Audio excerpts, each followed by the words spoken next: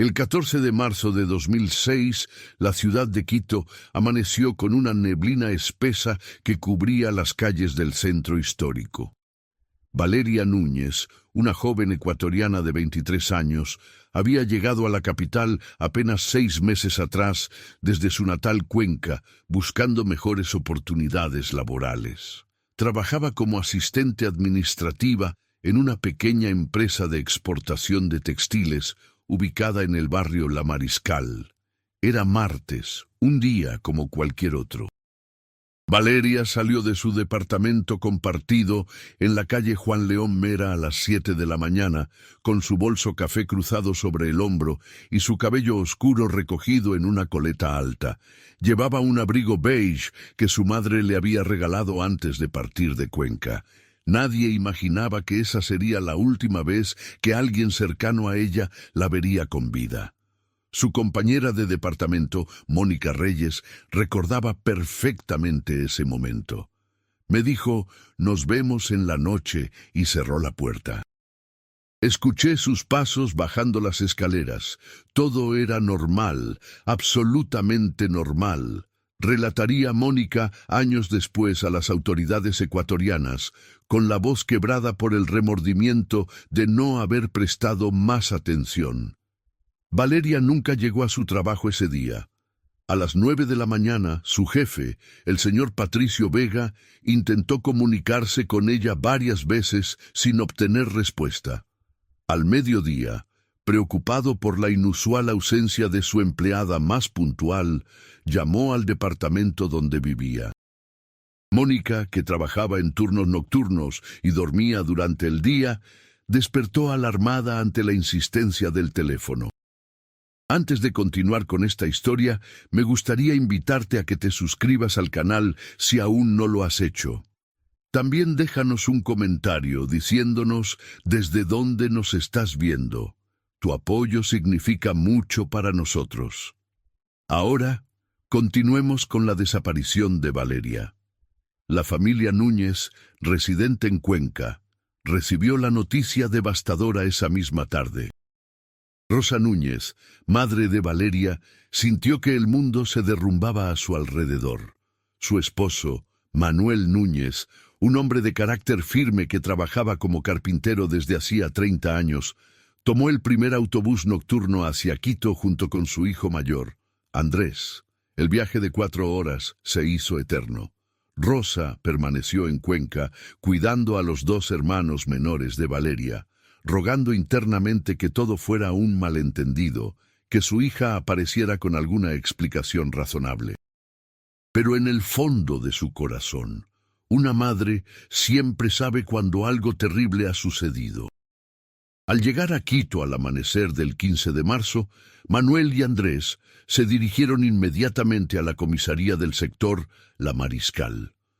El agente de turno, un hombre de mediana edad con el uniforme arrugado y expresión de hastío, les informó que debían esperar 48 horas antes de presentar formalmente una denuncia por desaparición. «Seguramente la muchacha se fue con algún novio o está de fiesta», comentó con indiferencia mientras hojeaba unos documentos. Manuel apretó los puños con fuerza, sintiendo la rabia recorrer sus venas, pero se contuvo. Andrés, más impulsivo que su padre, alzó la voz. «Mi hermana no es así. Algo le pasó y ustedes tienen que ayudarnos ahora, no en 2 días». El agente suspiró y finalmente aceptó tomar los datos básicos, aunque dejó claro que no iniciarían ninguna búsqueda activa hasta cumplirse el plazo establecido. Durante esas primeras 48 horas cruciales, la familia Núñez y Mónica recorrieron hospitales, morgues y refugios de la ciudad. Pegaron fotografías de Valeria en postes de luz, tiendas y paraderos de autobuses. La imagen mostraba a una joven de rostro ovalado, ojos grandes y expresivos, con una sonrisa tímida pero cálida. Se busca a Valeria Núñez, 23 años, desaparecida desde el 14 de marzo. Favor comunicarse al siguiente número, decían los volantes impresos con los escasos ahorros de la familia. Las calles de Quito parecían indiferentes al drama que se desarrollaba. Miles de personas pasaban junto a esos carteles sin detenerse, absorbidas en sus propias vidas y problemas. El señor Patricio Vega, el empleador de Valeria, también se sumó a la búsqueda. Era un hombre de unos 50 años, padre de 3 hijas, y la desaparición de su joven empleada le afectó profundamente.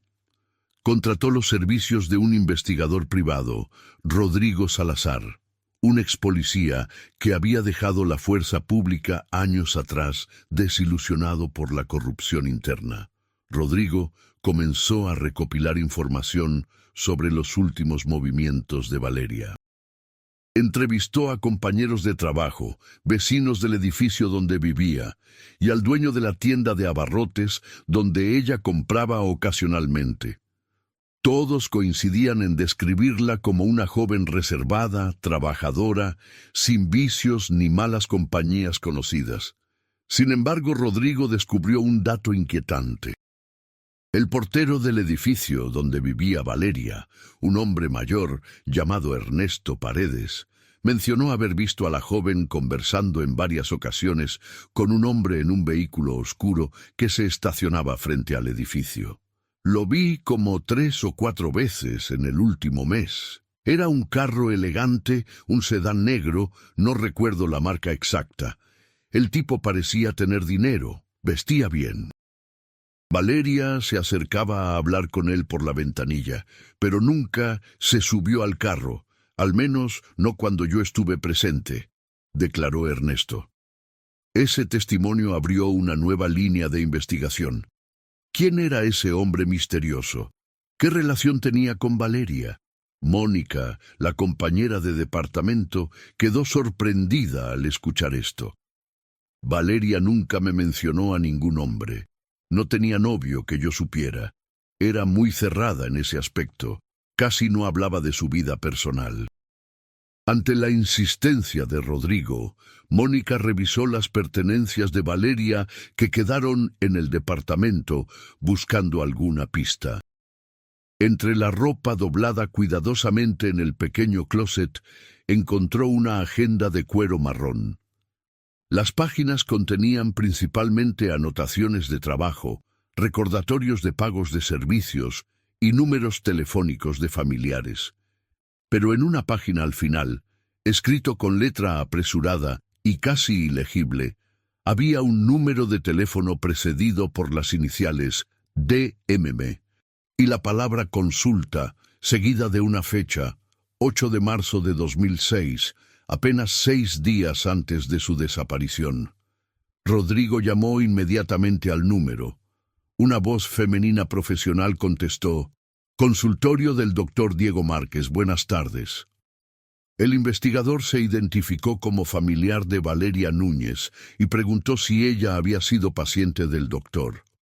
Después de verificar algunos datos, la recepcionista confirmó que Valeria había acudido a una consulta el 8 de marzo. El doctor Márquez era psicólogo clínico, especializado en terapia para jóvenes adultos. Rodrigo solicitó una reunión urgente con él, argumentando la gravedad de la situación. El doctor, protegido por el secreto profesional, se mostró reacio inicialmente. Pero ante la insistencia y la presencia de Manuel Núñez, quien suplicó con lágrimas en los ojos cualquier información que pudiera ayudar a encontrar a su hija, accedió a revelar algunos datos generales. Valeria vino por recomendación, no me dijo de quién. Estaba experimentando ansiedad y dificultades para dormir. Me comentó que sentía que alguien la seguía, que tenía miedo de salir sola por las noches. Le pregunté si había denunciado esto a la policía y me dijo que no tenía pruebas, que tal vez eran solo paranoias. Trabajamos en técnicas de relajación y quedamos en una segunda sesión para profundizar. Esa sesión estaba programada para el 15 de marzo, pero obviamente nunca llegó, explicó el doctor Márquez con expresión grave. Esa información cambió completamente la perspectiva de la investigación. Valeria no había desaparecido por decisión propia ni por accidente. Algo o alguien la había estado acosando, provocándole ese miedo que finalmente la llevó a buscar ayuda profesional. La policía ecuatoriana, presionada por la insistencia de la familia y los hallazgos del investigador privado, finalmente asignó un detective al caso. Ramón Cifuentes, un hombre de 42 años con 20 años de experiencia en la institución. Ramón era conocido por su meticulosidad, aunque también por su escepticismo ante casos sin evidencia física contundente. Revisó toda la información recopilada hasta ese momento y decidió enfocar la investigación en dos líneas principales: identificar al hombre del vehículo oscuro y rastrear cualquier actividad inusual en las cuentas bancarias y telefónicas de Valeria. Los registros telefónicos revelaron que Valeria había recibido varias llamadas desde un número desconocido en las semanas previas a su desaparición. Las llamadas se realizaban principalmente durante la noche, entre las 10 y las 11. Algunas duraban apenas segundos, como si la persona al otro lado del teléfono colgara al escuchar la voz de Valeria o simplemente quisiera saber que ella contestaba. Mónica recordó entonces que en varias ocasiones Valeria había contestado el teléfono fijo del departamento con expresión de molestia y colgado sin decir nada. Pensé que eran llamadas equivocadas o vendedores insistentes. Nunca imaginé que pudiera ser algo más serio, admitió Mónica con culpa evidente en su voz. La cuenta bancaria de Valeria mostraba movimientos regulares y predecibles. Su salario mensual, retiros pequeños para gastos cotidianos, el pago de su parte del alquiler. No había transferencias sospechosas ni retiros significativos. Todo indicaba que su desaparición no fue planeada por ella. No había vaciado su cuenta ni preparado una huida. El último retiro registrado fue el 13 de marzo, un día antes de desaparecer. $200 de un cajero automático cerca de su trabajo. Las cámaras de seguridad del banco fueron revisadas. Las imágenes mostraban a Valeria realizando la transacción con normalidad, sin signos de nerviosismo o coacción visible. Llevaba la misma ropa con la que salió de su departamento al día siguiente: jeans oscuros, una blusa blanca y el abrigo beige. Ramón Cifuentes amplió la búsqueda de cámaras de seguridad en la ruta que Valeria habría tomado desde su departamento hasta su trabajo. Era una caminata de aproximadamente 15 minutos por calles relativamente transitadas durante las horas de la mañana. Sin embargo, en 2006, la tecnología de videovigilancia en Quito era limitada. Muchas tiendas y edificios no contaban con cámaras, y las que existían a menudo tenían calidad de imagen deficiente o solo guardaban grabaciones por unos pocos días. Para cuando la policía comenzó a solicitar las grabaciones, muchas ya habían sido borradas o sobrescritas. Aún así, Ramón logró obtener imágenes de 3 cámaras diferentes que captaron fragmentos del recorrido de Valeria esa mañana del 14 de marzo. La primera cámara, ubicada en una farmacia a 2 cuadras de su departamento, la mostraba caminando sola a las 7:08 am. Su lenguaje corporal parecía normal, caminaba con paso seguro, revisando ocasionalmente su teléfono móvil. La segunda cámara, en una panadería 5 cuadras más adelante, la captó a las 7:14 am, aún sola, deteniéndose brevemente para cruzar una calle. La tercera cámara era la más inquietante. Pertenecía a un pequeño hotel ubicado a 3 cuadras de la empresa donde trabajaba Valeria. Las imágenes, aunque de calidad pobre y con timestamp de 7:21 am, mostraban a Valeria caminando, y detrás de ella, a cierta distancia, un vehículo oscuro que se movía lentamente por la calle, como siguiéndola. El corazón de Manuel Núñez se desplomó al ver esas imágenes. Su hija, su pequeña Valeria, había sido seguida, acechada como una presa. ¿Por qué a ella? ¿Qué hizo para merecer esto? Preguntó con voz rota, mirando fijamente la pantalla del televisor, donde el detective reproducía las grabaciones una y otra vez. Ramón no tenía respuestas, solo más preguntas. El vehículo no se veía con claridad suficiente para identificar la marca o las placas. Era oscuro, posiblemente negro o azul marino, sedán de 4 puertas, lo cual coincidía con la descripción del portero Ernesto Paredes. Después de esa tercera cámara, Valeria parecía desvanecerse en el aire. No había más grabaciones de ella. No llegó a su trabajo. No usó su teléfono después de las 7:00 a.m. No realizó ninguna transacción bancaria. Era como si en esos últimos metros antes de llegar a la empresa, alguien la hubiera interceptado y ella simplemente hubiera dejado de existir en el mundo visible. La empresa donde trabajaba estaba ubicada en un edificio sin cámaras de seguridad propias en 2006. Los edificios vecinos tampoco contaban con sistemas de videovigilancia apuntando hacia la calle. Había un punto ciego en esas cuadras, y quienquiera que se hubiera llevado a Valeria lo sabía, o tuvo la fortuna del azar. Ramón organizó un operativo de búsqueda física en los alrededores de la ruta de Valeria.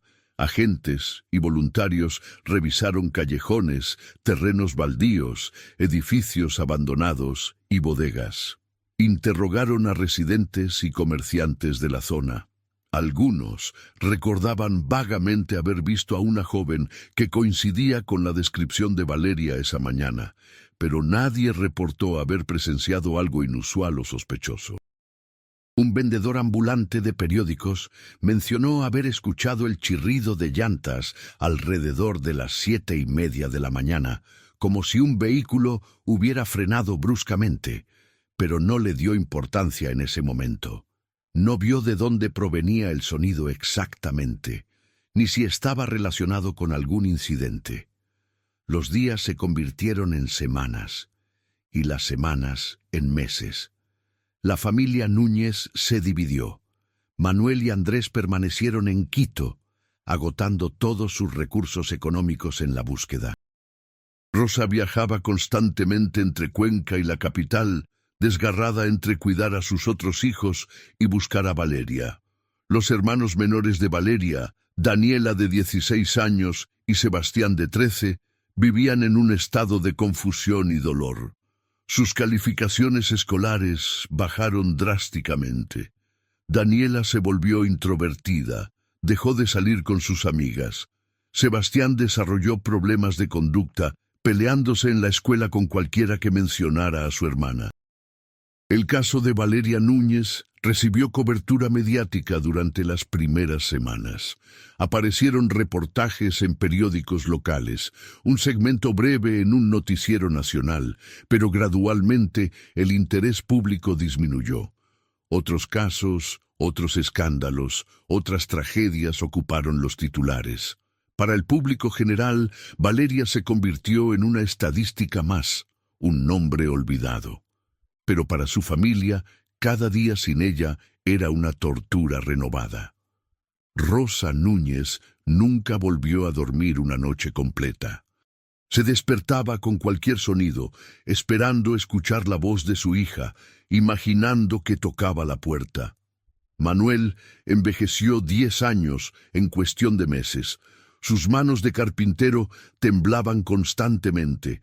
Su mirada se volvió distante. Rodrigo Salazar, el investigador privado, continuó trabajando en el caso incluso cuando los fondos de la familia se agotaron. Había algo en la historia de Valeria que lo perseguía. Tal vez porque tenía una hija de edad similar, o porque sentía que el sistema había fallado nuevamente. Comenzó a investigar casos similares de desapariciones de mujeres jóvenes en Ecuador durante los años previos. Descubrió un patrón preocupante. Entre 2004 y 2006, al menos otras 5 mujeres jóvenes, entre 19 y 25 años, habían desaparecido en circunstancias similares en Quito y sus alrededores. Todas eran mujeres trabajadoras, viviendo solas o con compañeras de cuarto, sin conexiones evidentes entre ellas. Algunas fueron encontradas semanas o meses después, fallecidas, en áreas remotas. Otras nunca aparecieron. Rodrigo compiló toda esta información en un expediente extenso y lo presentó a Ramón Cifuentes. El detective policial, aunque impresionado por la investigación, se mostró escéptico sobre la conexión. Quito es una ciudad grande. Las desapariciones ocurren por múltiples razones. Sin evidencia física que conecte estos casos, es difícil argumentar que hay un patrón o un responsable común, explicó Ramón. Sin embargo, accedió a compartir la información con la Unidad de Crímenes Seriales, aunque enfatizó que las posibilidades de que tomaran acción eran mínimas sin pruebas más concretas. Para finales de 2006, el caso de Valeria Núñez estaba prácticamente archivado en los registros policiales.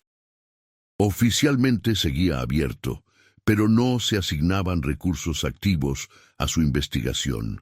La familia había regresado a Cuenca, derrotada, pero no resignada. Manuel volvió a su taller de carpintería, trabajando en silencio, fabricando muebles que nunca antes le habían parecido tan vacíos de sentido.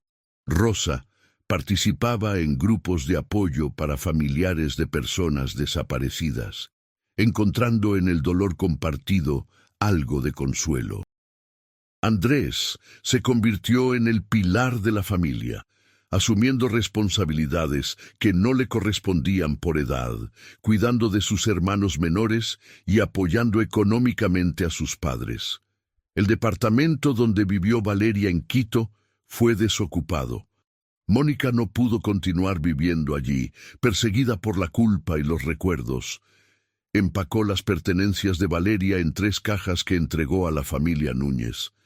Rosa las guardó en el ático de su casa, incapaz de abrirlas, incapaz de deshacerse de ellas. En una de esas cajas estaba el abrigo beige, doblado cuidadosamente, aún con el aroma del perfume que Valeria usaba. Rosa lo sacaba ocasionalmente, lo abrazaba y lloraba en silencio, hablándole a su hija como si pudiera escucharla, pidiéndole que volviera a casa. Los años pasaron, 2007, 2008, 2009. La vida continuó su curso inexorable para todos, excepto para la familia Núñez, que permanecía congelada en ese 14 de marzo de 2006. Celebraban cumpleaños sin alegría, navidades sin espíritu, siempre con un lugar vacío en la mesa, un recordatorio permanente de la ausencia. Daniela logró graduarse de la secundaria, aunque sus ojos habían perdido el brillo de la juventud. Sebastián se volvió un joven callado, protector en extremo de su familia, desconfiado del mundo exterior. En 2010, Rodrigo Salazar se retiró definitivamente de la investigación privada. Su salud se había deteriorado y la frustración de casos sin resolver lo había consumido emocionalmente. Antes de retirarse, visitó a la familia Núñez en Cuenca. Trajo consigo todos los archivos que había compilado sobre Valeria. Fotografías, testimonios, mapas, cronologías. Lo siento mucho. Hice todo lo que pude, pero no fue suficiente, dijo con lágrimas en los ojos. Manuel estrechó su mano con firmeza. Usted hizo más que las autoridades. Usted nunca se rindió. Mi familia le estará eternamente agradecida. Rosa preparó una cena sencilla para Rodrigo, insistiendo en que se quedara a comer.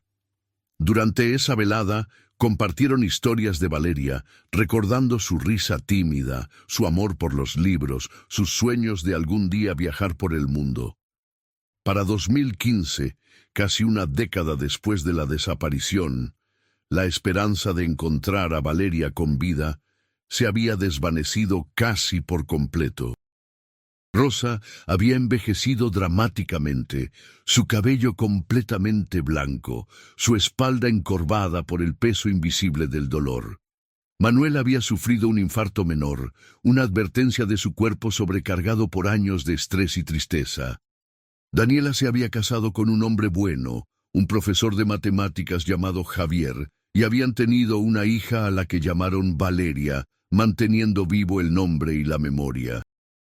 Sebastián trabajaba como mecánico en un taller, ahorrando cada centavo que podía, con la idea persistente de que algún día podría necesitar dinero para continuar buscando a su hermana si surgía alguna pista nueva.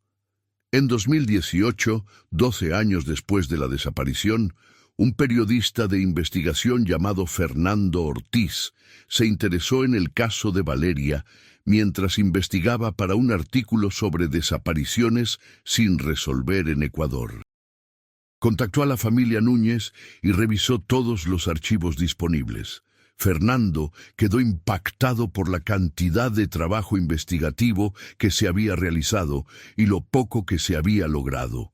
Decidió escribir una serie de artículos extensos sobre Valeria y otros casos similares, publicados en un periódico nacional durante varios domingos consecutivos. Los artículos generaron un nuevo, aunque breve, interés público en el caso. Algunas personas contactaron con supuestas pistas, pero todas resultaron ser callejones sin salida, confusiones con otras personas, información de segunda o tercera mano imposible de verificar, o incluso intentos de estafa por parte de individuos sin escrúpulos que pretendían tener información a cambio de dinero. Sin embargo, uno de esos contactos resultó ser diferente.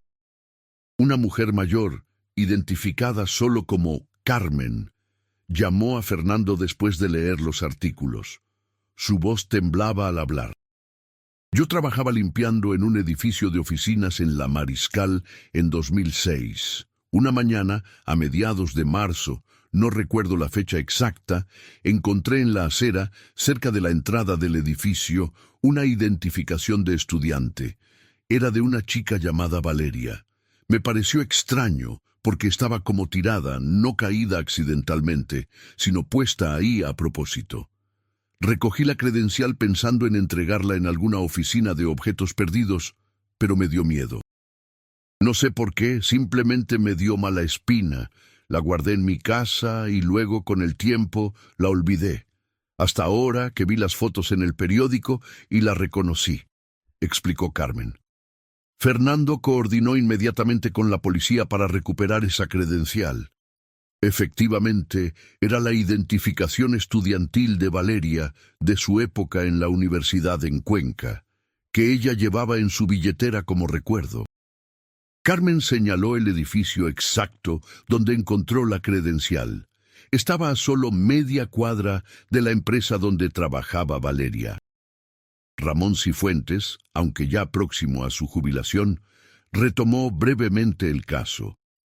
La credencial fue analizada, pero después de tantos años y habiendo pasado por múltiples manos, cualquier evidencia forense útil se había perdido. Sin embargo, el hecho de que la identificación apareciera en ese lugar específico confirmaba que Valeria había llegado muy cerca de su destino antes de desaparecer y que quien la interceptó había querido que se encontrara la credencial, posiblemente como algún tipo de mensaje retorcido o trofeo abandonado. Esta nueva pista, aunque no resolvía el misterio, proporcionó un poco de cierre psicológico para la familia. Al menos sabían con mayor certeza dónde se había producido el encuentro fatal. Ramón organizó un último rastreo intensivo de esa área específica, revisando archivos de construcciones, renovaciones de edificios, cualquier movimiento de tierra o demolición que hubiera ocurrido en los años posteriores a 2006. La teoría era que, si Valeria había sido víctima de un crimen violento, su cuerpo podría haber sido ocultado en algún lugar cercano, tal vez en un edificio en construcción o en algún espacio subterráneo. Pero nuevamente, la búsqueda no arrojó resultados. Quito había cambiado enormemente en más de una década. Edificios habían sido demolidos y reconstruidos. Calles habían sido repavimentadas. La ciudad había crecido, se había modernizado y en ese proceso, cualquier evidencia física que pudiera haber existido probablemente había sido destruida o enterrada bajo capas de concreto y asfalto.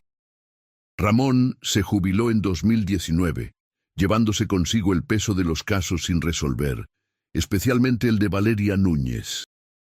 En su fiesta de despedida, discretamente entregó a Fernando Ortiz una copia completa de todos los archivos del caso, violando técnicamente el protocolo, pero con la esperanza de que algún día alguien pudiera encontrar la pieza faltante del rompecabezas. Fernando continuó investigando de manera independiente. Se convirtió en una especie de guardián de la memoria de Valeria, manteniendo vivo el caso en artículos ocasionales, en su blog personal, en entrevistas con podcasts sobre crímenes sin resolver.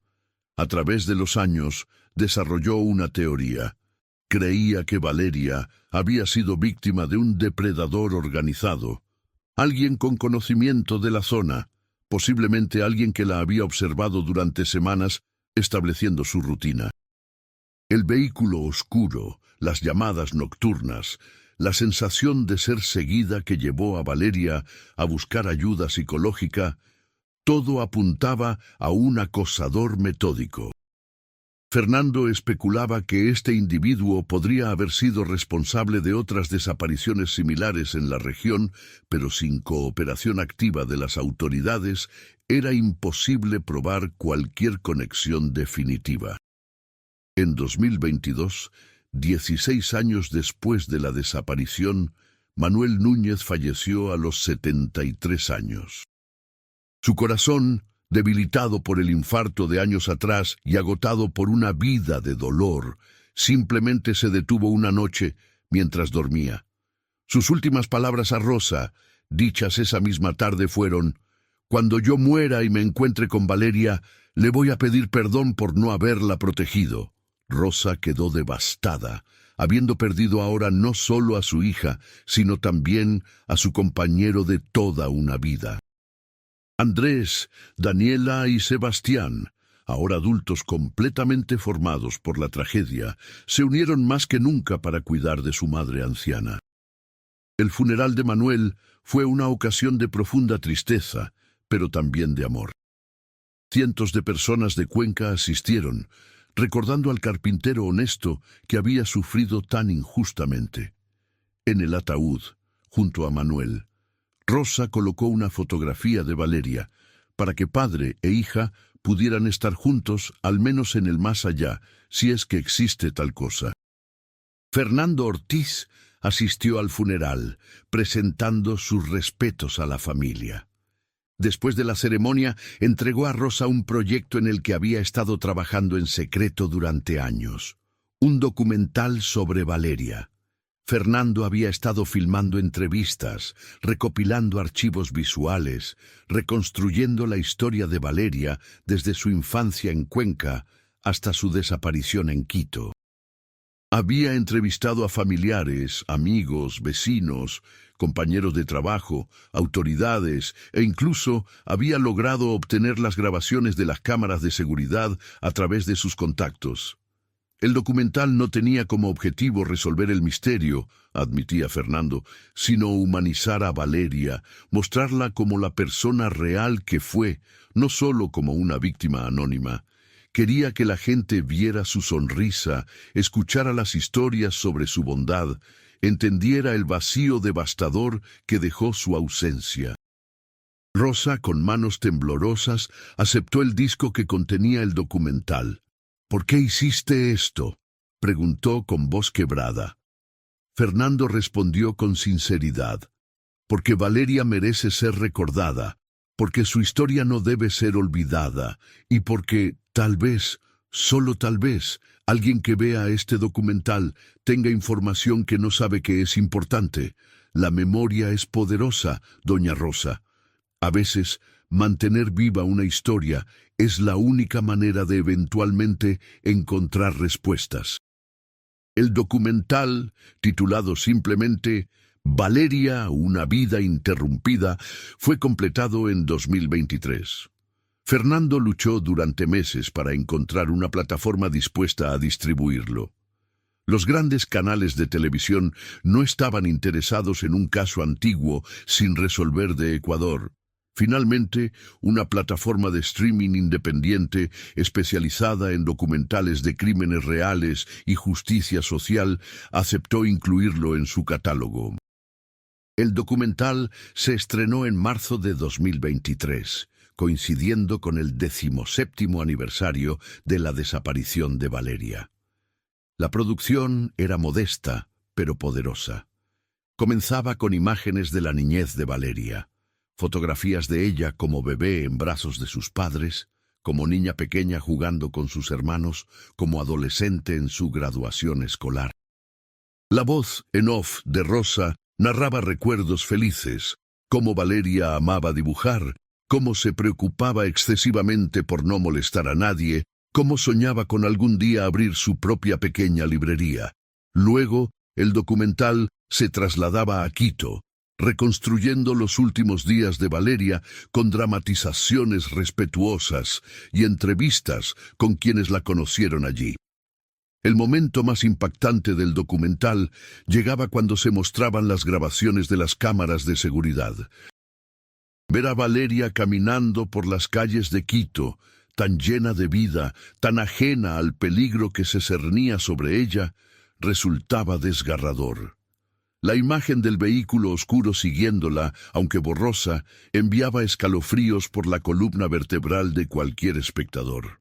Fernando había añadido análisis de expertos en comportamiento criminal, quienes comentaban sobre el patrón de acoso, la planificación evidente, la naturaleza predatoria del crimen.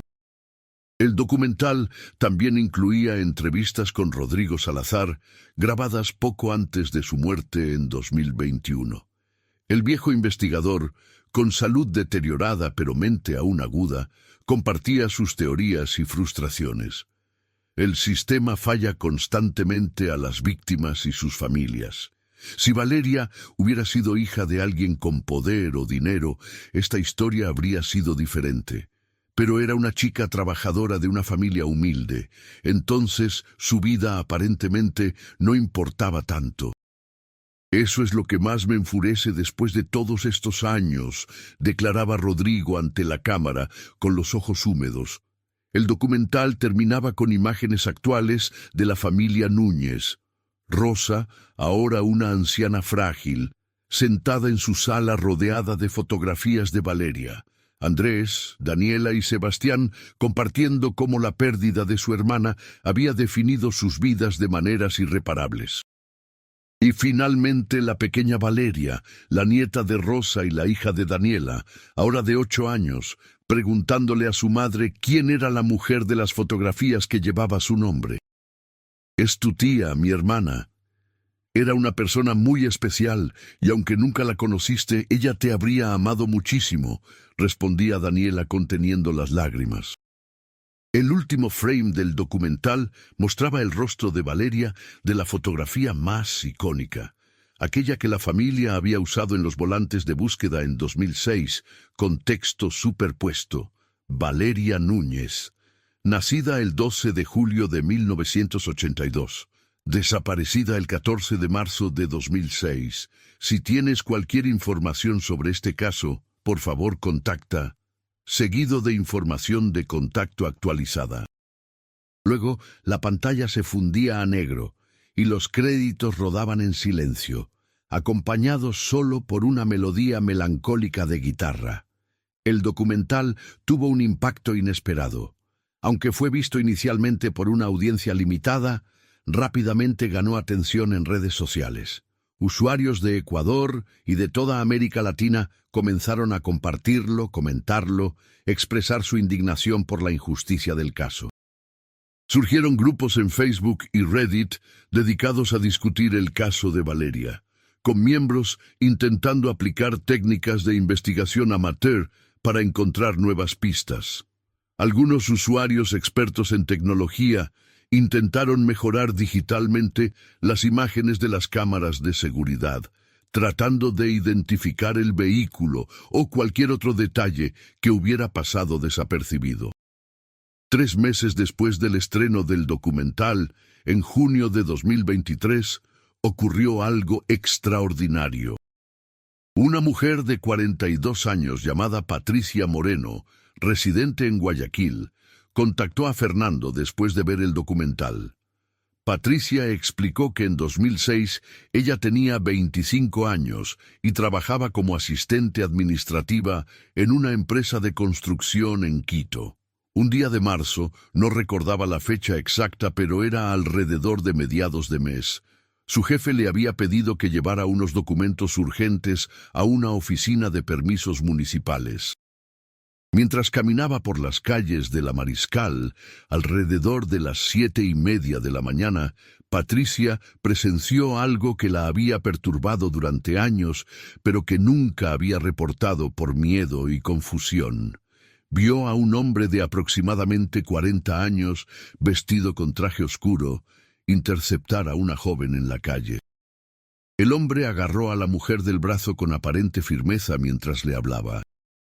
Patricia, desde la distancia, pensó inicialmente que tal vez era una pareja discutiendo o un padre regañando a su hija adulta.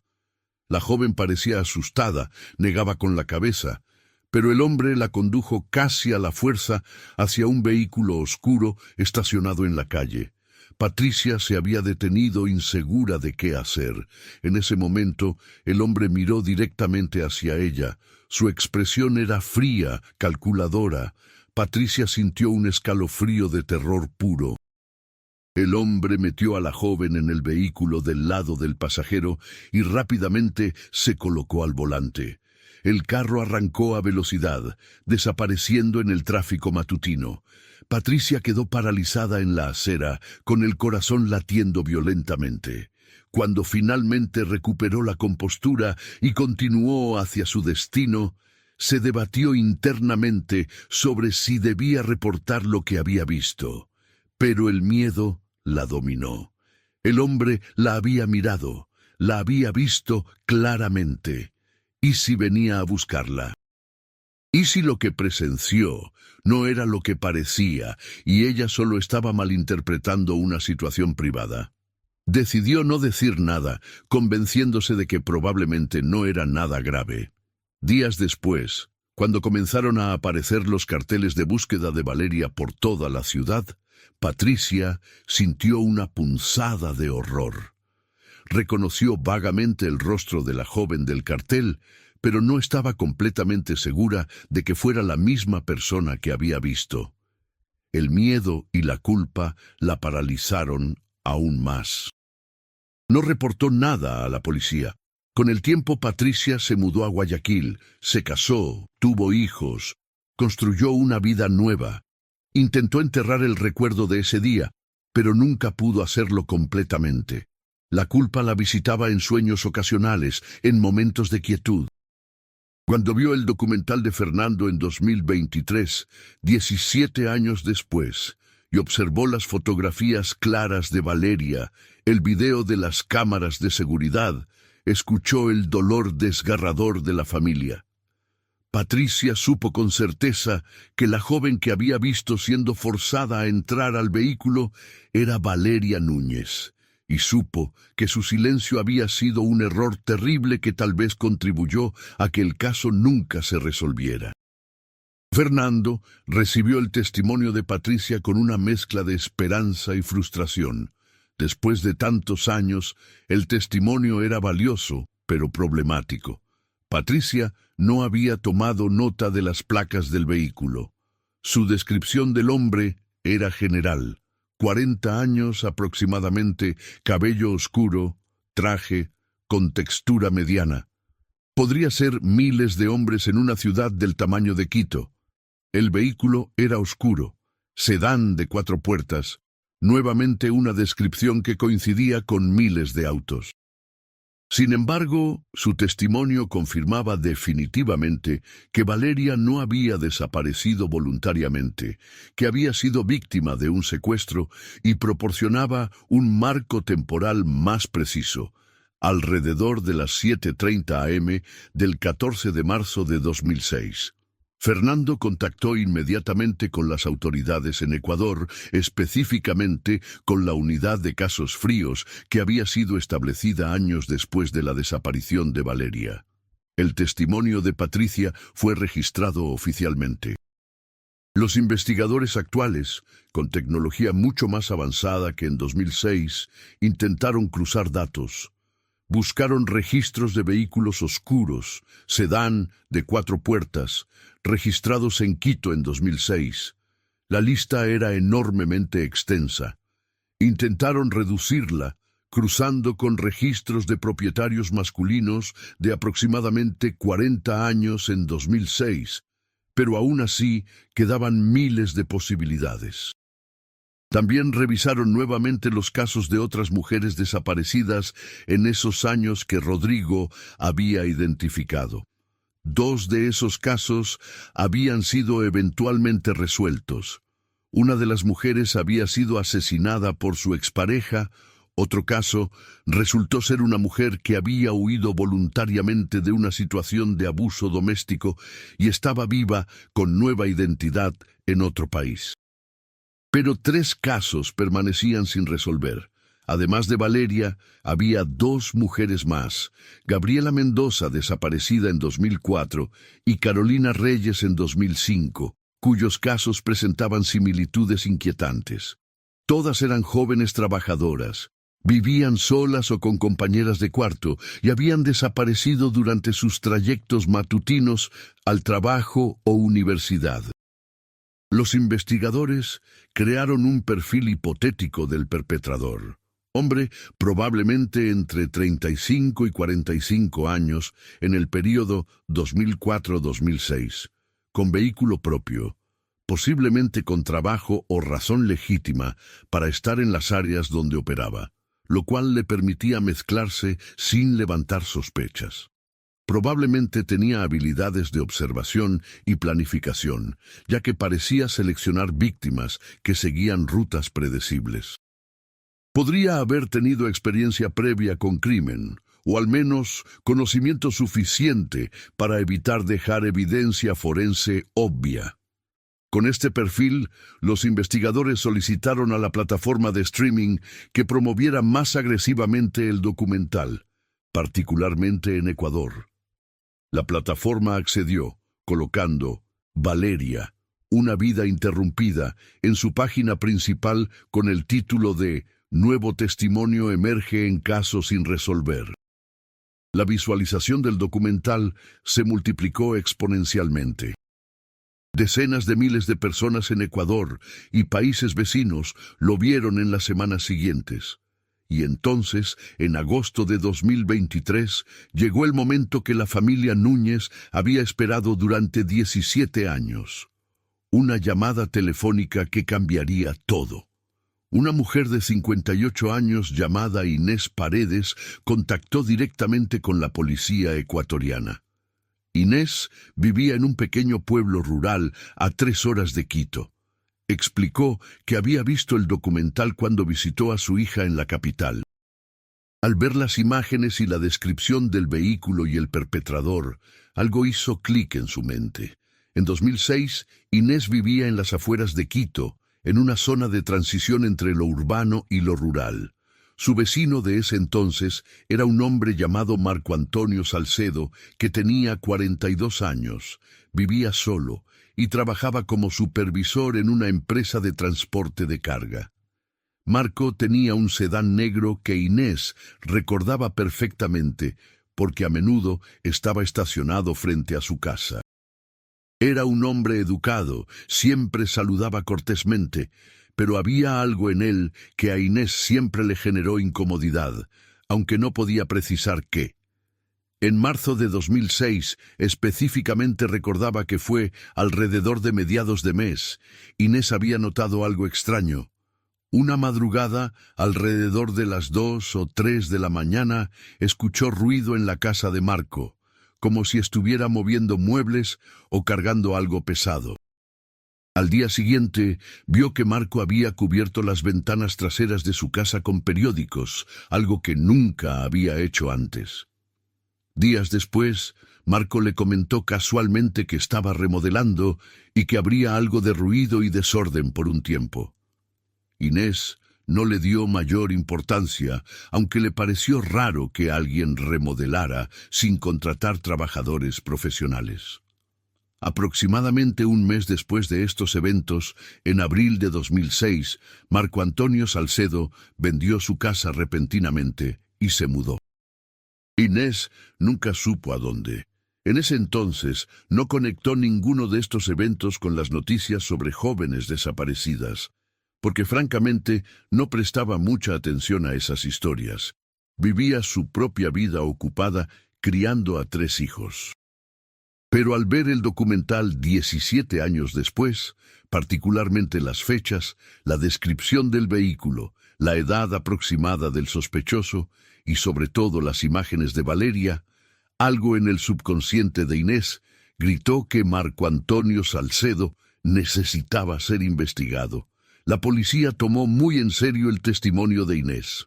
Iniciaron una búsqueda exhaustiva de Marco Antonio Salcedo.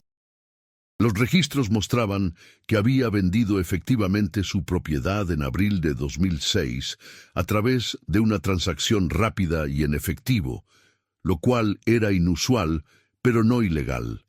Luego, simplemente parecía haber desaparecido de los registros oficiales de Ecuador.